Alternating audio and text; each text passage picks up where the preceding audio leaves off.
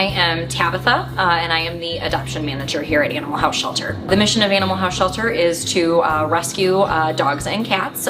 We started in 2002 and have rescued over 75,000 dogs and cats. Our staff gets in at 6 a.m. To start caring for the animals. Everybody gets walked throughout the day, fed, general medications. At 11 a.m. we open to the public, where people can start coming in and viewing the animals for adoption. Our kennel staff continue the all-day care of the animals, walking them. Volunteers come in to help out with cleaning and feeding and all of those things. And then we are here until 7 o'clock every night, having people meet with the animals and caring for the animals.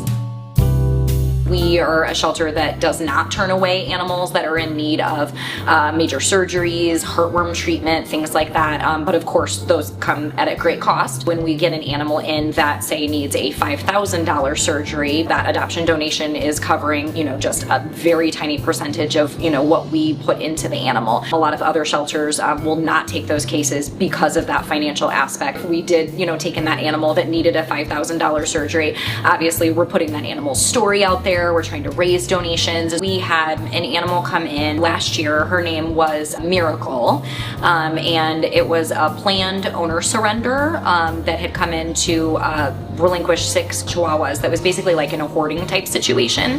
The dogs were very scared, so I got into the car to get the dogs out of the car. So I closed the doors in with myself, and on the floor of the car there was a poodle that was so badly matted and with feces, with urine, that I honestly thought she was dead. So I kept getting the dogs out of the car, and then I went to deal with her, and she actually was alive. She was 13 years old and had been in such poor shape that she had basically been living in her own feces and urine for over a decade. So she was just a moving mat. So we got her into an emergency veterinarian that was able to get her completely shaved down.